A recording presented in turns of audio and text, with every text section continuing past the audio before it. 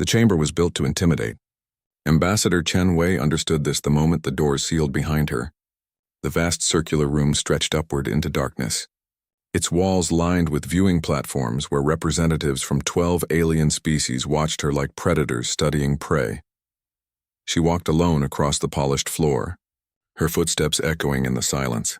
Above her, holographic displays showed star maps of human territory marked in red, surrounded by the green expanse of concordate space. The message was clear. Humanity was a small infection in their perfect order. Ambassador Chen Wei of Earth. A voice boomed through the chamber. The translator in her ear rendered it into Mandarin, though she heard the original clicks and whistles underneath. You stand before the Galactic Concordat to answer for your species' violations. Chen stopped at the center mark, where a circle of light illuminated her position. She kept her spine straight, her face neutral. 200 years of human space exploration, and it had come to this. A trial they never asked for, judged by laws they never agreed to follow. The Vrin representative spoke first. Zaltesh was his name, and his species looked like crystalline insects standing upright. His body reflected the chamber lights in prismatic colors. Humanity has established colonies in 17 systems. 15 of these systems fall within territories claimed by Concordat members over 3,000 years ago. This is unacceptable. With respect, Chen said, her voice amplified through the chamber. Earth was not part of the Concordat when those claims were made. We found empty systems. We settled them. We harmed no one. A rippling sound filled the chamber. The Quelix delegation, aquatic beings in environmental suits, expressed their displeasure. Their speaker addressed the assembly. Ignorance of law does not excuse violation. The human species entered galactic space 2 centuries ago. You were informed of Concordat territorial guidelines. You chose to ignore them. We chose to survive, Chen replied. Earth's population reached 15 billion. We needed space to grow. The systems we colonized were uninhabited. No Concordat species had set foot on those worlds for millennia. Irrelevant, Zaltesh's mandibles clicked. Ownership is not determined by occupation but by right of claim. The Concordat has maintained galactic peace for 5,000 years through these principles. Humanity's refusal to honor them marks your species as dangerous. Chen felt her jaw tighten. She had spent 3 months traveling to this station, 3 months preparing arguments, 3 months hoping for reason. Now she understood. This was not a negotiation. This was a sentencing. What does the Concordat demand? She asked. The chamber fell silent. Then a new figure emerged from the shadows of the highest platform. The eldest, leader of the Concordat Council, descended on a gravity platform. Its species, the Thalkarine, were the first to achieve faster-than-light travel. They considered themselves the galaxy's natural leaders. The eldest's form was humanoid but stretched, its skin a deep purple that seemed to absorb light. Its eyes were silver orbs without pupils. When it spoke, every translator in the chamber rendered its words simultaneously. Humanity will withdraw from all contested systems within 60 standard days. All colony populations will return to Sol system. Human vessels will be restricted to Earth's immediate orbital space. A Concordat Oversight Council will be established on Earth to monitor your species' compliance with galactic law. The words hit Chen like physical blows. Withdraw from the colonies. Abandon millions of people who had built lives on new worlds. Submit to alien oversight on Earth itself? That is surrender, Chen said quietly. You are asking us to surrender our sovereignty. We are asking you to accept reality, the eldest replied. Humanity is 1 species. The Concordat is 12. You have 200 years of spacefaring experience. We have 5,000. You possess 300 warships. The Concordat commands 30,000. This is not a conflict you can win, Ambassador. This is not even a conflict. This is correction. Chen closed her eyes for a moment. Behind her eyelids, she saw faces. Her daughter on Mars colony, her brother managing agricultural domes on Proxima Station, millions of humans who had left Earth seeking new lives, new opportunities, new worlds to call home. And if we refuse, she asked, then corrective action will be taken. The eldest's tone remained neutral, as if discussing weather patterns. Concordat peacekeeping forces will occupy human colonies. Resistance will be met with appropriate force. Your species will learn to coexist with galactic civilization, whether willingly or not. You mean you will kill us into compliance. We mean we will enforce order. The eldest tilted its head. Do not mistake our patience for weakness, Ambassador. Younger species often do. They see our preference for diplomacy as inability to act. This is incorrect. The Concordat maintains peace because we possess the strength to do so. You have 60 days to choose wisdom over stubbornness. Chen looked up at the viewing platforms, at the representatives of 12 species who had decided humanity's fate without truly knowing them. They saw humans as children throwing tantrums, disrupting an order they considered perfect. They had no idea what they were threatening. I will deliver your ultimatum to Earth, Chen said. But understand this. Humanity left Earth because we dream of the stars. We built homes on distant worlds because we believe in the future. We have children growing up under alien skies who know no other home. You are asking us to abandon them, to cage ourselves, to surrender everything we have worked for. We are asking you to accept reality, Zaltesh repeated. Your dreams do not supersede our law. Perhaps, Chen said softly, you should ask yourselves why you fear one species' dreams so much that you threaten war to stop them. The eldest made a gesture, and Chen's platform began moving toward the exit. The audience was over. She had 60 days to convince Earth to surrender, or watch everything humanity had built burn. As the doors opened and she stepped into the corridor where her security team waited, Chen activated her personal recorder. Her hands were steady, though her heart hammered in her chest. This is Ambassador Chen Wei transmitting Priority Alpha to Unified Command. The Concordat has delivered an ultimatum. Withdrawal from all colonies within 60 days or face military action. Admiral Kowalski, they have already decided. I saw it in their eyes. They do not want compliance. They want submission. They want humanity to know its place. She paused, choosing her next words carefully. War is coming whether we comply or not. If we surrender, they will find another reason to impose their will on us. Another line we crossed. Another rule we broke. They see us as children to be disciplined, not equals to be respected. Recommend immediate activation of Damocles Protocol. We have 60 days to prepare for what they are going to do to us. Chen closed the recording and walked toward her ship. Behind her, the Concordat celebrated their diplomatic victory, certain that the upstart humans would see reason. They had no idea what humanity became when cornered. They had no idea that peace-loving dreamers, when threatened with extinction, could become something far more dangerous. They were about to learn. The countdown to war had begun and the galaxy would never be the same. Admiral James Kowalski stood in the command center beneath Geneva, watching 300 screens display information from across human space. 30 days had passed since Chen's message arrived. 30 days to prepare for a war against an enemy that outnumbered them 100 to 1. Status report, he said, his voice cutting through the controlled chaos of the operations room. Commander Lisa Torres pulled up a holographic display. All colonial evacuations are proceeding on schedule. Priority 1 populations, children and non-combatants are being moved to secure locations. Mars shipyards report construction ahead of timeline. We will have 47 new vessels operational before the deadline. 47 ships, Kowalski repeated. Against 30,000. Yes, sir. Kowalski studied the display showing human territory. 17 colonies spread across 15 systems, millions of people who had made lives among the stars. The Concordat wanted humanity to abandon all of it, to crawl back to Earth and accept their judgment. Activate Damocles Protocol, Kowalski said. Full implementation. The room fell silent. Every officer turned to look at him. The Damocles Protocol was the contingency plan humanity had developed after first contact with the Concordat. When humanity realized the galaxy operated on power, not justice, they began preparing, not for a war they wanted, but for a war they knew might come. Admiral, Torres said quietly. Damocles means total commitment. Once we activate it, there is no diplomatic solution. No surrender option. The Concordat removed that option when they gave us 60 days to surrender everything, Kowalski replied. Execute the protocol. Across human space, orders began transmitting on encrypted channels, messages that would change everything. On Mars, the shipyards entered emergency production mode. The new vessels being constructed did not follow Concordat design philosophy. Concordat ships were massive, built for fleet engagements where size and firepower determined victory. Human ships were smaller, faster, designed for hit-and-run tactics.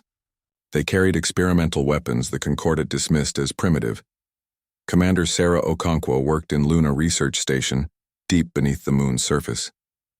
Around her, scientists and engineers finalized projects that had been theoretical until 30 days ago. Now theory became desperate reality. The gravity disruptors are ready, she reported to Kowalski via secure link. But Admiral, the power requirements are enormous. We can deploy them, but only in a defensive capacity around key systems. That's all we need, Kowalski said. What about the autonomous systems? Okonkwo pulled up specifications for what her team privately called the Hornets. Small AI-driven drones packed with high-yield explosives. They could stay dormant in space for years, activating only when enemy vessels came within range. They violated every Concordat treaty on autonomous weapons. Production is underway, Okonkwo said. We can deploy 50,000 units before the deadline. Do it. Seed them throughout our territory and along likely approach vectors. Okonkwo hesitated. Admiral, once we deploy autonomous weapons, the Concordat will consider it an escalation. They may attack before the 60 days expire. They are going to attack regardless, Commander. Our job is to make them regret it. In the outer colonies, the evacuation continued. But not everyone left. Volunteers stayed behind, people who refused to abandon their homes. They were armed, trained in guerrilla tactics, prepared to make any Concordat occupation as costly as possible. On Tau Ceti Station, Governor Marcus Webb addressed the volunteers who would stay behind. 500 people in a chamber built for celebrations, now preparing for war. The Concordat thinks we will run, Webb said. They think we are soft. They believe our love of peace makes us weak. They are about to discover their mistake. This is our home. Some of us were born here. All of us chose to be here. We will not surrender it to aliens who have never set foot on our soil but claim they own it. The volunteers cheered. They were farmers, engineers, teachers, ordinary people preparing to fight for their right to exist where they chose. Meanwhile, humanity cut off all communication with Concordat monitoring stations. Every human vessel went dark, disappearing from sensors. Colony world stopped transmitting. To the Concordat, it looked like humanity was withdrawing, preparing to comply. Admiral Kowalski knew better. He was not withdrawing. He was hiding, making the Concordat blind to human movements. When the war came, surprise would be humanity's greatest weapon. Zaltesh, the Vrin commander, watched from his flagship as human signals disappeared one by one. He reported to the Concordat Council with satisfaction. The humans are complying. Their colonies are going dark as they evacuate. Perhaps they are not as foolish as we believed. The eldest reviewed the data. Maintain surveillance. Humanity has shown stubborn tendencies. We must ensure complete compliance. Concordat scout ships entered human space, monitoring for any signs of resistance. They found dark colonies, silent stations, empty shipping lanes. They reported back that humanity appeared to be withdrawing peacefully. They did not see the hidden shipyards. They did not detect the weapons being deployed in the darkness between stars. They did not understand that humanity's silence was not surrender, but preparation. Back on Earth, Admiral Kowalski met with Ambassador Chen in the secure facility beneath Geneva. She looked exhausted from her journey and the weight of what she had witnessed. They were so certain, Chen said, so confident that we would submit. The eldest spoke about correcting us like we were children who misbehaved. They see us as inferior, Kowalski said. In their eyes, we are newcomers who do not understand galactic civilization. They have forgotten what it means to fight for survival. They have been the dominant power for so long that they cannot imagine losing. Can we win, James? Kowalski looked at the display showing human preparations. Win? I do not know. Survive? Yes. Make them bleed? Absolutely. The Concordat fights wars of dominance. They expect enemies to surrender when the cost becomes too high. But we are not fighting for dominance. We are fighting for the right to exist as a free species. There is no cost too high for that. Chen nodded slowly. What do you need from me? When the fighting starts, I need you to speak for us. To tell the galaxy why we fight. To make sure history remembers we did not want this war. I will, Chen promised. 25 days remained until the deadline. In the outer colonies, the last evacuation ships departed, carrying children and elderly to secure locations deeper in human space. Those who stayed behind prepared defenses, turning peaceful settlements into fortresses. In Mars orbit, the final ships rolled out of the yards. Captains took command of vessels that still smelled of fresh construction. With crews barely trained but determined, on Luna, Dr. Okonkwo watched as the last gravity disruptor was installed in its hidden location. The weapon that could change the course of the war, if they survived long enough to use it. And beneath Geneva, Admiral Kowalski recorded a message to be transmitted to all human forces when the war began. His face was grim, aged by the burden of command. To all personnel across human space, in a few days the Concordat will come. They will demand our surrender. They will threaten our destruction. They believe we will break, that our love of peace makes us weak. Remember this. We did not choose this fight. We offered peace. We proposed compromise. We begged for a diplomatic solution. They demanded submission instead. So when they come, show them what humanity becomes when cornered. Show them that peaceful people forced to become warriors are the most dangerous warriors of all. Remember why we fight. Not for conquest, not for glory, for the simple right to live free among the stars. Make them regret forcing this choice upon us. He ended the recording and looked at Torres. Is everything ready? Yes, sir. All pieces are in place. Now we wait. Now we wait, Kowalski agreed. 5 days before the deadline, the Concordat assembled its first wave. 6 species contributed ships to what they called a peacekeeping fleet. 1,500 vessels, more than enough to crush any resistance humanity could mount. They jumped toward Tau Ceti system, humanity's furthest colony. They expected to find either an evacuated system or token resistance they could easily destroy. They found neither. The trap was set. Humanity's message was prepared, and the galaxy was about to learn that some species, when threatened with extinction, do not surrender. They evolve into something far more dangerous. Fleet Commander Zaltesh watched the Tau Ceti system appear on his displays as the Concordat fleet emerged from faster-than-light travel. 1,500 ships, the largest peacekeeping operation in 3 centuries, against one human colony that should have been evacuated by now. Sensor sweep, he ordered. The Vryn tactical officer manipulated the controls with crystalline limbs. Commander, the system appears empty. No active power signatures from the colony. No ships in orbit. No communications. They complied, Zaltesh said with satisfaction. The humans recognized reality. Advance to occupation positions. Deploy landing forces to verify the colony status. The fleet moved forward in perfect formation, a demonstration of Concordat power and coordination. Ships from 6 species moved as one, their tactics refined over millennia of dominance. They approached the dark colony world with the confidence of victors. Governor Marcus Webb watched from a bunker 3 kilometers beneath Tau Ceti Prime's surface. Around him, 500 volunteers monitored the approaching fleet on displays linked to hidden sensors scattered across the system. They are coming straight in, Webb said quietly. Just like Admiral Kowalski predicted. They do not expect a fight. Should we signal the fleet? His second-in-command asked. Not yet. Let them get closer. Let them commit their landing forces. Then we spring the trap. In orbit, hidden among the debris field that ringed Tau Ceti Prime, Captain Jennifer Russo commanded the stealth carrier, Prometheus. Around her ship, 47 human vessels waited in complete silence, their reactors running cold. Their hulls coated with sensor-absorbing materials. They had been waiting here for 12 days. Concordat fleet entering optimal engagement range, her tactical officer reported. Landing craft are launching. Count 300 dropships heading for the surface. Russo watched the enemy fleet spreading out, confident and relaxed. They thought the system was empty. They were wrong. Signal all ships, Russo said. On my mark, full activation. Target the landing craft first, then the escort vessels. Hit them hard. Hit them fast, then scatter according to plan. On the planet's surface, the first Concordat dropships entered atmosphere. Their crews chatted casually, discussing how easy this occupation would be. They expected to find empty buildings, abandoned infrastructure, maybe a few stragglers who failed to evacuate. The first dropship exploded at 10,000 meters. Then another, then 50 more. The colony's abandoned buildings erupted with anti-aircraft fire. Missile batteries, hidden underground and camouflaged to look like natural rock formations, activated and began tracking targets. The landing force, caught in atmospheric flight with no room to maneuver, was slaughtered.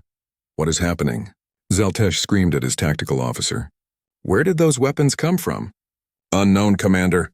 The colony is armed and active. We are reading multiple power signatures across the surface. In orbit, Captain Russo gave the order. All ships activate and engage. The space around Tau Ceti Prime erupted with human vessels as they powered up their reactors and dropped their stealth coating. The Concordat fleet spread out and unprepared for combat, reacted too slowly. Human ships were smaller, faster, and used tactics no Concordat commander had seen before. They did not engage in formation. They did not target ship to ship. Instead, they launched swarms of missiles and broke apart, each ship operating independently, striking from unexpected angles. The Prometheus fired a spread of 50 missiles at the nearest Concordat cruiser. The enemy's point defense destroyed 47 of them. The remaining 3 struck home, tearing through crystalline armor and detonating inside the ship's reactor core. The cruiser shattered in a brilliant explosion.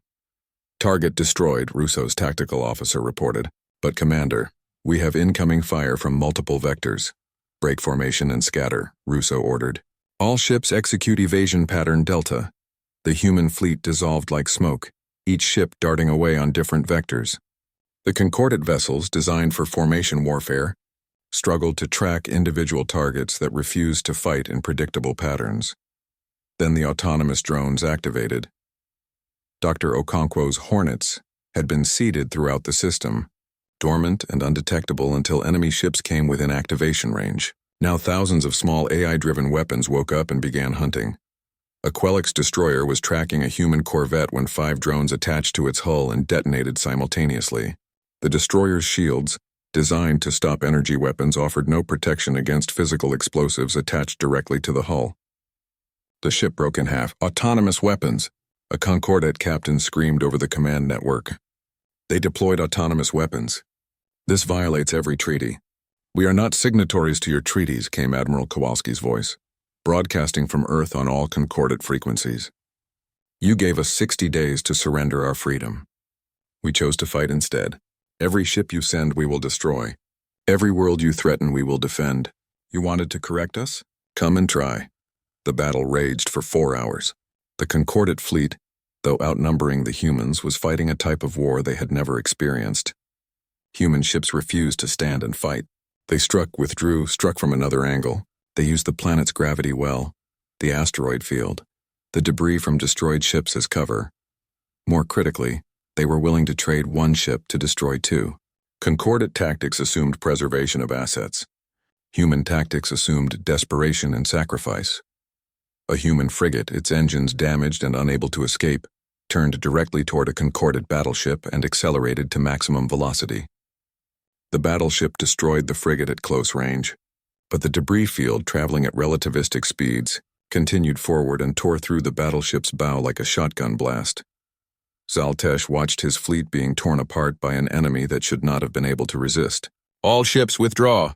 Retreat to Rally Point Gamma." But withdrawal was not simple. The autonomous drones pursued, latching onto ships trying to flee. Human vessels harried the retreat, launching missiles at maximum range. The Concordat fleet jumped to faster-than-light travel with 40% casualties. On Tau Ceti Prime, Governor Webb and his volunteers emerged from their bunkers to watch burning Concordat wreckage fall from orbit. They had won the first battle, but they knew more would come. Captain Russo surveyed the damage to her fleet. 23 human ships destroyed, 47 Concordat vessels confirmed destroyed, with dozens more damaged. Against overwhelming numbers, humanity had won. "Signal Earth," Russo ordered. "Tau Ceti holds. Concordat first wave defeated, awaiting further orders." On the Concordat Council Station, the eldest convened an emergency session. The 12 species representatives were no longer dismissive. They were angry. "The humans used autonomous weapons," the Quelix delegate said. "They attacked without warning. They targeted our ships with suicide tactics. This is not civilized warfare." "Because it is not warfare between civilized powers," the eldest said coldly. "It is extermination of a species that refuses to accept its place.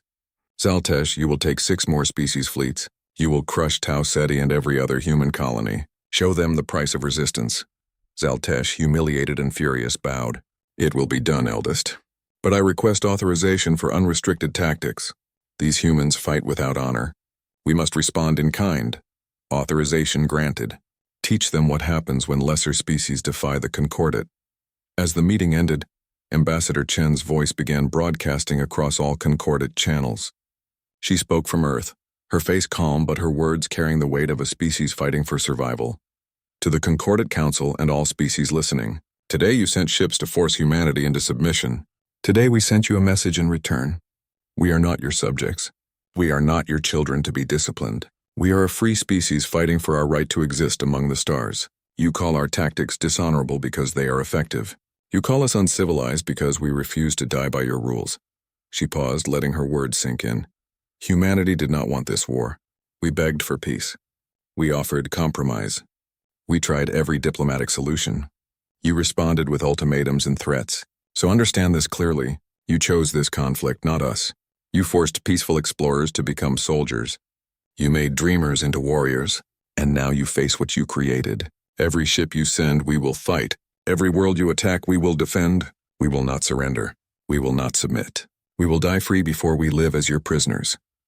The broadcast ended. Across the galaxy, dozens of species watched and listened.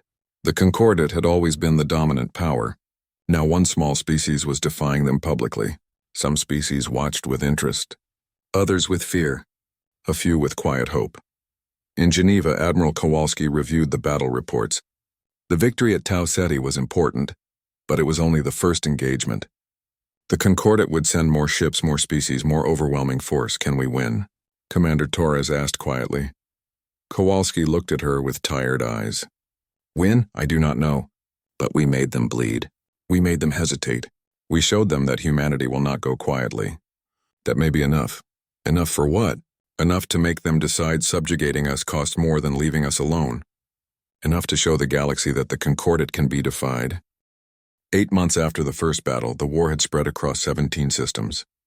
Admiral Kowalski stood in the Geneva Command Center, watching casualty reports scroll across displays. The numbers were devastating. 147 human ships destroyed. 6 colonies burned by Concordat retaliation strikes. Mars shipyards reduced to debris, but the Concordat numbers were worse. 600 ships destroyed. Supply lines disrupted across a dozen systems.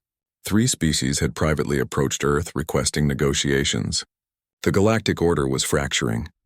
Admiral, we have confirmation from Alpha Centauri, Commander Torres reported. The supply convoy was destroyed.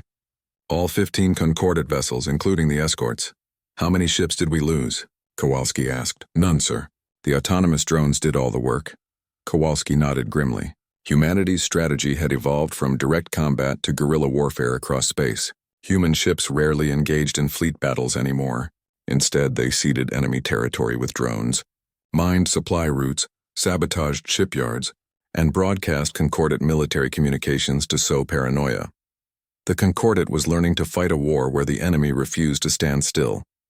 On Luna Research Station, Dr. Sarah Okonkwo supervised the final testing of her latest creation, the weapon she had been developing since the war began, the one that might change everything or destroy them all.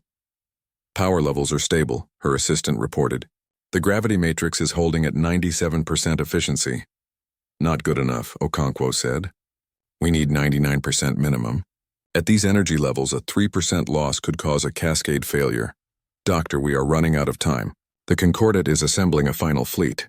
Intelligence suggests they plan to strike Sol directly. Okonkwo looked at the massive construct they had built in secret beneath Luna's surface. A network of gravity manipulation satellites, each one linked to create a weapon unlike anything the galaxy had seen, based on theoretical physics that most species considered impossible. How long until the weapon is ready for deployment? Kowalski's voice came through her communicator. 2 months, Admiral. Maybe 3? The power requirements are enormous. You have 6 weeks, Kowalski said. After that, it will not matter. The Concordat is coming with everything they have. The war had changed both sides. The Concordat, accustomed to quick victories and submission, found itself bleeding resources in a conflict with no end. Humanity, once explorers and dreamers, had become something darker. More desperate, more dangerous. Captain Jennifer Russo, now commanding a squadron of stealth raiders, led an attack on a Vrin fuel depot deep in Concordat space. Her 12 ships emerged from faster-than-light travel, struck the facility with kinetic missiles, and vanished before the defense fleet could respond. The depot, containing fuel for 500 ships, exploded in a fireball visible from 2 light-years away. But humanity was bleeding too. On New Hope Colony, Concordate forces had landed and occupied the main settlements. Governor Sarah Kim watched from hidden shelters as alien troops patrolled streets where human children once played. The occupation was brutal, designed to break human resistance, but it did not break them. It made them angrier. Admiral Kowalski received reports of resistance cells on occupied worlds. Humans fighting with captured weapons, using their knowledge of local terrain to ambush patrols. The Concordate called them terrorists. Kowalski called them heroes. Then came the day Kowalski had dreaded. Concordate forces captured a human transport carrying civilians being evacuated from an outer colony. 3,000 people, including 500 children. The eldest sent a message directly to Earth. "Release your prisoners," the message said. "Surrender your remaining colonies. Accept Concordate authority, or we execute every human on the captured transport. You have 48 hours. Kowalski sat in his office, staring at the message. Around him, his staff waited for orders. This was the moment he had feared from the beginning. The moment when principles collided with lives. Commander Torres entered quietly. "Admiral, the transport is holding in the Sirius system. They are broadcasting live video of the prisoners, showing us the children. What are our options? We could attempt a rescue, but the transport is surrounded by 30 Concordate warships. Any rescue mission would be suicide, and likely fail. So we surrender or watch children die." Torres said nothing. There was nothing to say. Kowalski looked at the star map showing Concordate space. Then he made the hardest decision of his life. "Send the following message to Ambassador Chen. Broadcast it on all channels, including the one the Concordate is monitoring." He paused, gathering his thoughts. "The Concordate has taken hostages, including children, and threatens execution unless we surrender. We will not surrender. We will not allow evil acts to dictate our choices. If the Concordate executes prisoners, they prove themselves murderers who cannot be negotiated with. They prove that surrender would only delay, not prevent, our destruction. So we will not surrender, and we will not forget." He looked at Torres, and she saw the pain in his eyes. At the same time, launch Operation Nightfall. Target Concordate civilian infrastructure, power stations, agricultural centers, water treatment facilities. Hit 6 species home systems simultaneously. If they kill our children, we show them that two can play that game. "Admiral," Torres whispered, "that is crossing a line. They crossed it first. We tried peace. We tried honor. We tried every civilized option. Now we try survival. Execute the orders." The Concordate did not expect humanity to refuse. They did not expect the counter-threat. They especially did not expect human ships to appear in orbit above their home worlds, targeting civilian infrastructure. The eldest convened an emergency session. For the first time since the war began, they faced a species that would not be intimidated by threats. "If we execute the prisoners, they attack our civilian populations," the Quelix delegate said. "If we release them, we show weakness." "We are not weak," Zaltesh insisted. "We are merciful. The humans mistake our civilization for softness. Execute the prisoners. Show them what happens when they defy us." But other voices disagreed. 3 species had already lost supply depots, shipyards, and military bases to human raids. Now humanity threatened their homeworlds. The war that was supposed to be quick and easy had become a nightmare. "Perhaps," one delegate suggested quietly, "we could negotiate terms." "No," the eldest voice silenced the chamber. "We do not negotiate with species who refuse their place. The humans will submit or be destroyed. There is no third option." The eldest ordered Zaltesh to release the prisoners, but immediately begin planning the final strike. An armada composed of 8 species fleets, thousands of ships to assault Sol system directly. To end the war by destroying humanity's homeworld, the prisoners were released, appearing in life pods near a human patrol route. They told stories of their captivity, of Concordate soldiers who saw them as less than people, of the casual cruelty of species who considered themselves civilized. Admiral Kowalski watched the refugees return and felt his heart harden further. He had crossed a line by threatening civilian targets. He had become something he never wanted to be. But the alternative was extinction. Ambassador Chen found him alone in his office, staring at casualty reports. "James, you saved those people," she said gently, "by threatening to kill others, by becoming what we claimed we were not, by doing what was necessary to survive. The Concordate gave us no choice." Kowalski looked at her with haunted eyes. "We were explorers, Chen, scientists, dreamers who wanted to see the stars. Look what they made us become. They made us survivors, Chen said. They made us fighters. And yes, they made us harder. But we are still human. We still care about those children we saved. The Concordat would have executed them without hesitation. That is the difference. Reports came in of the Concordat assembling their final fleet. 8,000 ships, the largest armada in galactic history. They would jump directly to Sol system, bypassing all outer colonies, striking at Earth itself. Kowalski called his senior staff together. The final battle is coming. Everything we have done, every sacrifice we have made, comes down to this. Dr. Okonkwo, status of the weapon? Still not ready, Admiral. We need more time. You have 4 weeks. After that, the Concordat arrives. He looked around the room at faces aged by war. We have fought for 8 months. We have lost ships, colonies, friends. But we are still here. Still fighting. The Concordat thought we would break. They were wrong. Now they come to finish us. They will find we are not finished yet. On Luna, Okonkwo and her team worked around the clock. The gravity weapon was humanity's last hope. If it failed, Earth would burn. If it succeeded, they might finally end this war. In Concordat space, the massive fleet assembled. Ships from 8 species, united in their determination to crush humanity once and for all. They had been humiliated by a lesser species. They had lost thousands of ships. They had seen their perfect order challenged. Now they would restore that order with overwhelming force. Zaltesh, commanding the fleet, looked at the tactical display showing 8,000 ships ready to jump. Set course for Sol system. We end this war. We end this species' resistance. The Concordat will prevail. The fleet jumped to faster-than-light travel heading for Earth, heading for the final battle that would decide humanity's fate. The Concordat armada emerged from faster-than-light travel at the edge of Sol system. 8,000 ships representing 8 species united in their determination to end humanity's resistance. Fleet Commander Zaltesh looked at the tactical display with satisfaction. After 8 months of humiliation, after losing thousands of ships to human guerrilla tactics, the Concordat would finally crush this upstart species. All ships, advance to Earth orbit, Zaltesh ordered. Maintain formation. Destroy any resistance. This ends today.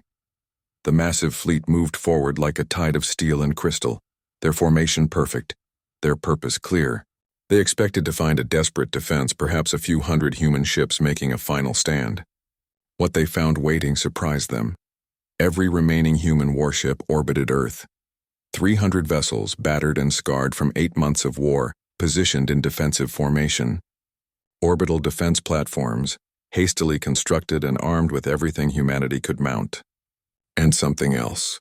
A strange construct orbiting Luna, its purpose unclear, connected by a web of satellites that surrounded Sol's inner system. Admiral Kowalski stood on the bridge of the flagship Indomitable, watching the Concordat fleet approach. Around him, every screen showed enemy ships, so many they seemed to fill space itself. 8,000 against 300. A battle no one could win, but humanity would fight it anyway. All ships, this is Admiral Kowalski. We knew this moment would come. The Concordat has brought everything they have to destroy us, to force us into submission, to end our dream of living free among the stars. They believe overwhelming numbers ensure victory. They are about to learn their mistake. He paused, looking at Commander Torres beside him, at Ambassador Chen observing from the command deck, at the crew who had followed him through 8 months of impossible war. We fight not for conquest but survival, not for glory but freedom. Every person on Earth looks to us now. Every human who ever dreamed of the stars depends on what we do in the next hours. We will not fail them. We will show the Concordat what humanity becomes when cornered. Engage the enemy! The human fleet surged forward and the battle for Earth began. It was immediately clear humanity could not win through conventional warfare. The Concordat fleet was simply too large, too powerful. Human ships fought with desperate courage, using every trick they had learned, but the numbers were overwhelming. For every Concordat ship destroyed, humanity lost 2. On Luna, Dr. Sarah Okonkwo watched the battle through sensors while making final adjustments to her weapon. The gravity manipulation network was ready, but barely. They had rushed the final tests. If anything went wrong, the weapon could tear Luna apart. But if they did nothing, Earth would burn. Admiral, the weapon is ready, she reported, but I need all human ships to withdraw to minimum safe distance. The gravity effects will be catastrophic within the inner system. Kowalski looked at the tactical display. The human fleet was engaged across the battlefield. If he ordered withdrawal now, the Concordat would reach Earth orbit unopposed. But if Okonkwo's weapon failed, humanity would lose both the fleet and the planet. "How long do you need?" Kowalski asked. 10 minutes to charge the system. Then the effects are immediate. All ships, this is Kowalski.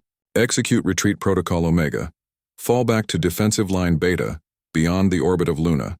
Maximum speed.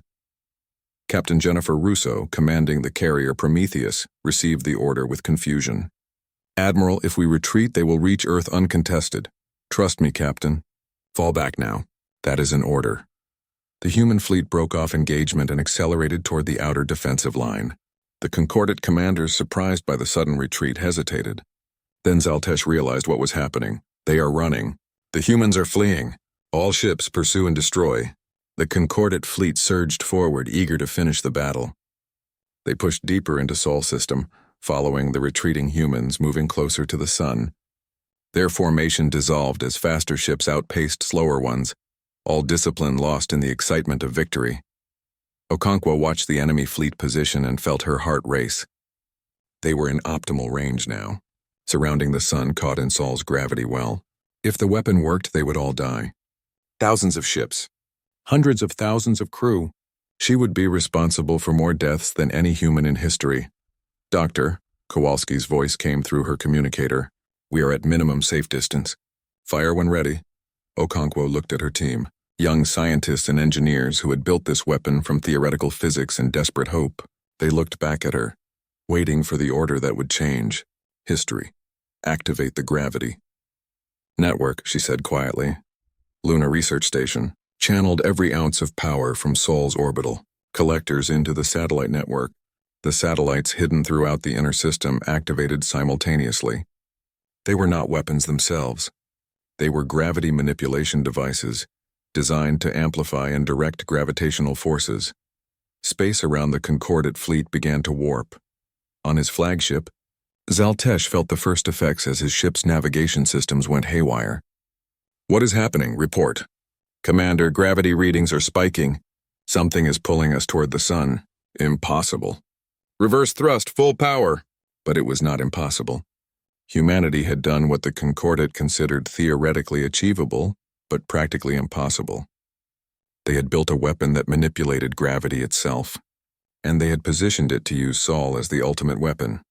The satellite network amplified the sun's gravitational pull 1,000-fold, creating an irresistible force dragging everything in the inner system toward Sol. The Concordat ships, caught in the gravity well, found their engines unable to overcome the pull. Shields designed to stop energy weapons and kinetic projectiles offered no protection against gravity. Concordat ships were pulled inexorably toward the sun, their hulls beginning to heat as they approached the solar corona. Zaltesh screamed orders, but there was nothing to be done. His flagship, like thousands of others, was drawn toward fiery death. The last thing he saw was the sun filling his view screen, and then the heat overwhelmed his ship's systems. 8,000 ships fell into Sol, the most powerful fleet ever assembled, destroyed in minutes by a weapon no one had seen coming. The solar corona blazed brighter for a brief time as the mass of the fleet added to its fires. On the Indomitable, Kowalski watched in silence as thousands of contacts vanished from his tactical display. He had done it. He had saved Earth, but the price was written in those disappearing contacts. Each one represented hundreds of crew members, Concordat personnel who followed orders, who believed in their cause, who never had a chance to escape. "Admiral," Torres said quietly, "we are receiving transmissions from the outer Concordat fleet. They are broadcasting surrender on all frequencies." Kowalski closed his eyes for a moment. "Acknowledge their surrender. Order all human ships to cease fire. Any Concordat vessel that stands down will be allowed to withdraw unharmed." Ambassador Chen stood beside him, watching the sun return to normal as Dr. Okonkwo deactivated the gravity network. "We won," she said, but there was no joy in her voice. "Yes," Kowalski said. "We won." The surviving Concordat ships, those that had lagged behind the main fleet and escaped the gravity weapon, jumped to faster-than-light travel and fled. They would carry word back to the Concordat Council. Word of humanity's ultimate weapon. Word of the price of trying to subjugate Earth. On the Concordat Council station, the eldest received the reports with disbelief. 8,000 ships destroyed. The combined might of 8 species gone, lost to a weapon that should not exist. The humans have violated every principle of civilized warfare, the Quelix delegate said, but his voice lacked conviction. They have shown us, another delegate said quietly, that they will do anything to remain free, that they are willing to pay any price, that they cannot be conquered. The eldest stood and looked at the assembled representatives. Some species had lost entire fleets, others had seen their military power shattered. All understood that continuing the war meant their own destruction. The Concordat will negotiate a peace treaty, the eldest said finally. We will recognize human sovereignty over their occupied systems. We will withdraw our forces from their territory, and we will never again underestimate the determination of a species fighting for survival. 6 months later, Ambassador Chen stood before a reformed Galactic Assembly. The Concordat as a unified power had collapsed. 6 species had made peace with humanity separately. The others were dealing with internal conflicts as citizens questioned why they had fought a war that cost so much for so little. Humanity never wanted to be conquerors, Chen said to the assembled delegates. We wanted to be neighbors. We wanted to explore, to learn, to share the galaxy with you. You mistook our desire for peace as weakness. You believed our love of freedom made us easy to control. You learned otherwise at a terrible cost. She looked around the chamber at faces from dozens of species, many watching humanity for the first time with something other than contempt or pity. The weapon we used to defend Earth has been dismantled. We will not keep such destructive power hanging over the galaxy, but the knowledge remains, the capability remains, and the determination remains. We will never again allow any power to dictate